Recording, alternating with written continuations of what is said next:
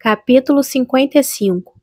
Dias após aquela visita, o Sr. Bingley apareceu novamente, só que sozinho.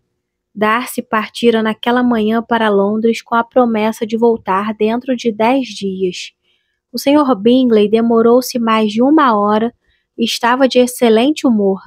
A Sra. Bennet convidou-o para jantar, mas desculpando-se amavelmente, ele declarou já estar comprometido para aquela tarde. Da próxima vez que nos visitar, disse a Sra. Bennet, espero que tenhamos mais sorte. Ele respondeu-lhe que teria imenso prazer em vir em qualquer outra ocasião, e que se ela lhe desse licença, voltaria muito em breve. Poderá vir amanhã? Ele respondeu que sim, pois não tinha compromissos para o dia seguinte, e o convite foi aceito com entusiasmo. Veio tão pontualmente que as senhoras ainda não estavam prontas quando ele chegou. A Sra. Bennet correu para o quarto das filhas, enrolada no roupão e o cabelo meio por pentear, exclamando: "Minha querida Jenny, corre lá embaixo! Ele chegou! O Sr. Bingley chegou! Ele já chegou! Vá depressa! Sarah, vem ajudar a senhorita Bennet a se vestir. Deixe o cabelo da senhorita Lizzie para depois." "Nós desceremos assim que pudermos", disse Jenny. "Mas Kitty é mais despachada que nós e já desceu há meia hora." "Oh, que interessa a Kitty? O que ela tem a ver com isso? Vá, desça, desça! Cadê seu lenço, minha querida?" Mas quando a mãe as deixou, Jenny recusou-se a descer sem uma das irmãs. Durante a visita, a Sra. Bennet mostrou a mesma ansiedade que de costume para deixar o Sr. Bingley e Jenny a sós. Após o chá, o Sr. Bennet retirou-se para a biblioteca como sempre fazia, e Mary subiu para estudar piano. Dos 5 obstáculos, 2 estavam supridos. A Sra. Bennet pôs-se então a olhar fixamente e a fazer sinais na direção de Kitty e Elizabeth, que pareciam determinadas a não entender nada. Elizabeth fingiu que não via e Kitty, de forma ingênua, disse: "O que é, mãezinha? Por que está piscando para mim dessa maneira? O que quer de mim?" "Nada, minha filha, nada, eu não pisquei os olhos." Ela então permaneceu quieta durante mais 5 minutos, mas incapaz de ver desperdiçada ocasião tão preciosa, levantou-se de repente e disse para Kitty: "Anda, meu amor, preciso conversar contigo." E levou-a da sala. Jane imediatamente lançou um olhar para Elizabeth, em que exprimia sua contrariedade por tal manobra, e lhe suplicava que pelo menos ela não se prestasse àquela comédia.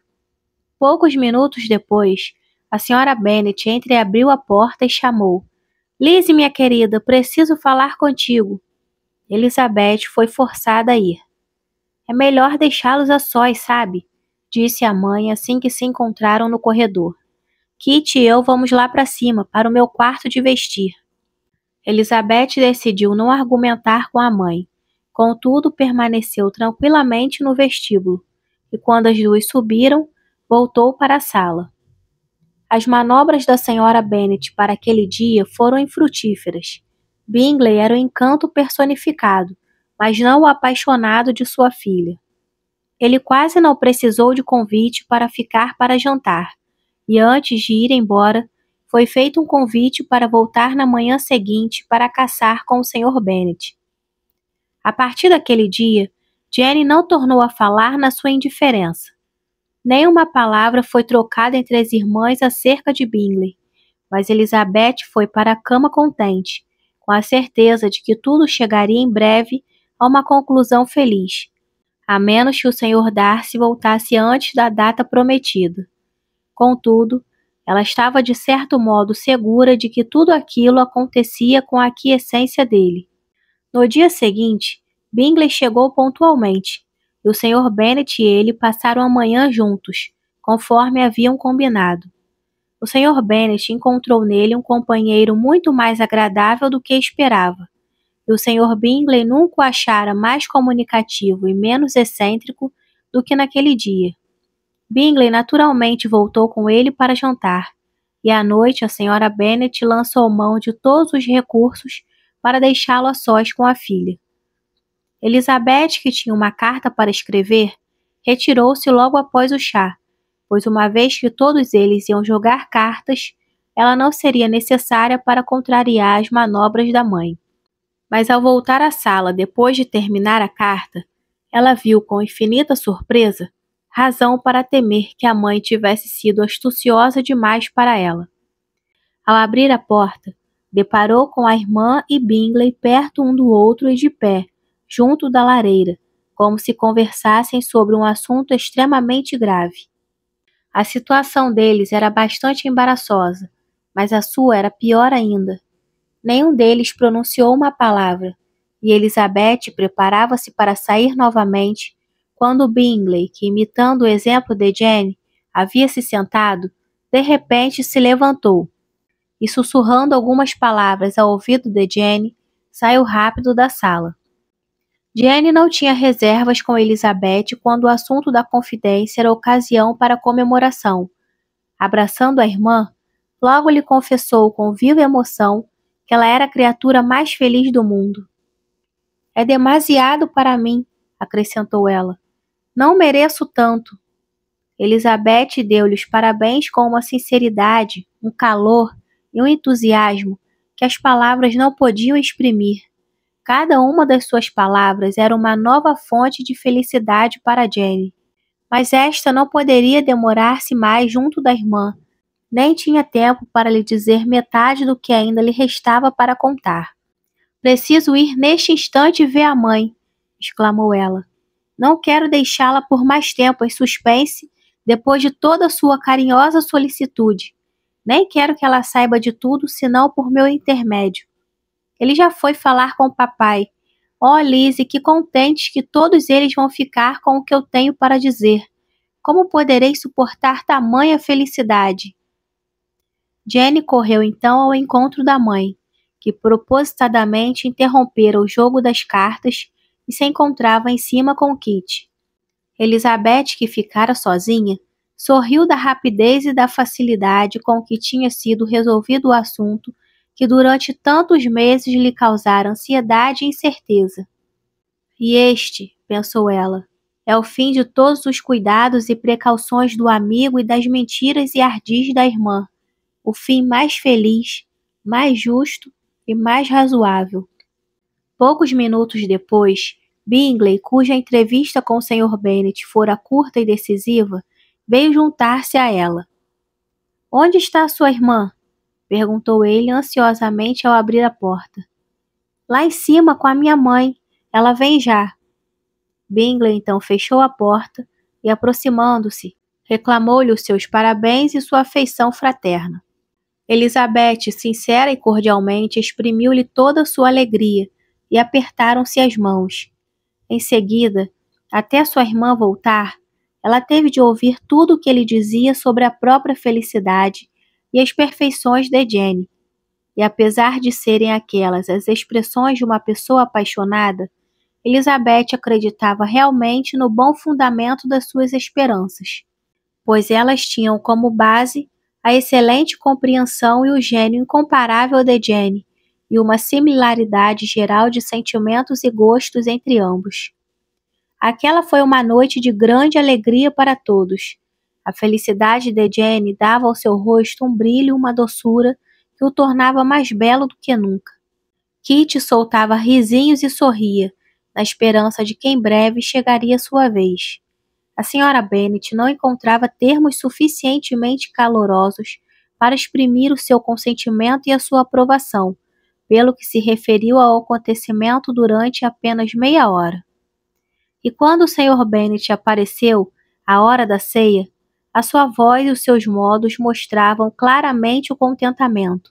Porém, não mencionou uma só vez o fato enquanto o convidado esteve presente.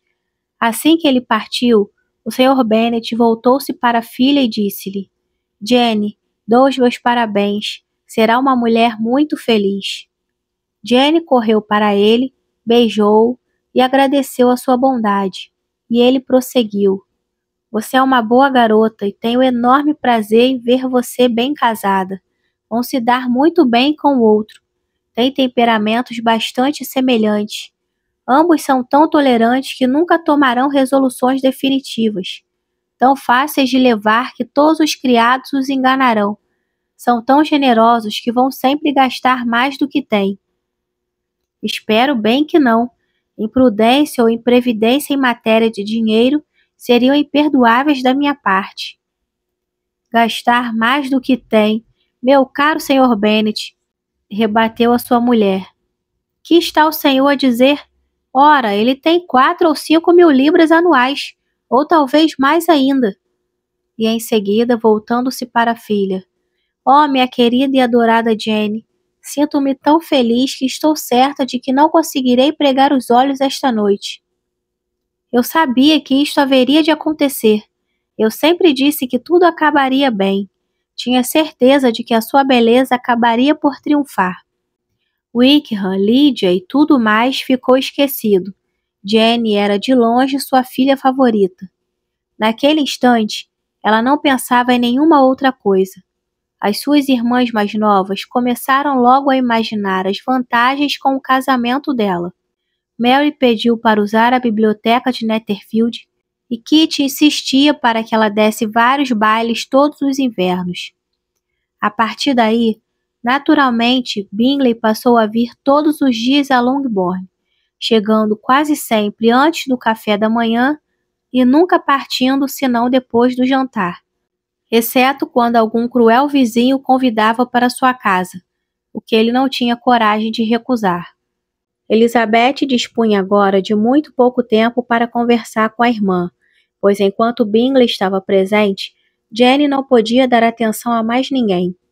Contudo, viu-se considerável utilidade para ambos aquelas pequenas separações que necessariamente ocorrem por vezes. Na ausência de Jane, ele procurava a companhia de Elizabeth, pelo prazer de conversar com ela. E depois de Bingley partir, Jane procurava constantemente idêntico consolo. Ele deu-me uma grande felicidade, disse Jane certa noite, ao dizer-me que ignorava totalmente que eu tivesse estado em Londres na primavera passada. Não acreditava que isso fosse possível. Eu já suspeitava disso, replicou Elizabeth. Mas como é que ele explicou o fato? Deve ter sido por culpa das irmãs. Naturalmente, elas não viam com bons olhos as suas relações comigo, coisa, aliás, que eu acho aceitável, pois ele poderia ter feito uma escolha muito mais vantajosa sob vários aspectos. Mas quando elas virem a felicidade do irmão comigo, espero que se resignem e me aceitem, embora nunca mais possamos ter a mesma intimidade de antes. Essas suas palavras, comentou Elizabeth, são as mais severas que eu jamais a ouvi pronunciar. Minha valente, custaria bastante vê-la de novo iludida com a falsa amizade da senhorita Bingley. Imagina, Lizzie, que quando ele foi para Londres em novembro, já gostava de mim, e só não voltou porque o convenceram de que eu lhe era totalmente indiferente. Ele cometeu um pequeno erro, mas isso só prova sua modéstia, disse Elizabeth, e ficou satisfeita por descobrir que ele não tinha revelado a interferência do amigo, pois embora Jane tivesse o coração mais generoso do mundo, tal atitude seria considerada por ela imperdoável. Eu sou a criatura mais feliz que jamais existiu, exclamou Jane. Oh, Lizzie, por que entre todas eu fui a escolhida para receber tão grande graça? Se ao menos pudesse ver você tão feliz como eu, se existisse um outro homem igual para você, mesmo que me arranjassem 40 desses homens, nunca seria tão feliz quanto você. Para ter a sua felicidade, eu teria de ter também o seu temperamento e a sua bondade. A nova situação na família de Longbourn não poderia permanecer por muito mais tempo em segredo. A senhora Bennet teve o privilégio de sussurrar a novidade ao ouvido da senhora Phillips, e esta ousou, sem autorização, fazer o mesmo a todas as suas vizinhas em Meryton. Os Bennets em breve foram considerados por todos como a família mais afortunada do mundo, embora poucas semanas antes, quando Lydia fugira, tivessem sido apontados como pessoas marcadas pelo infortúnio.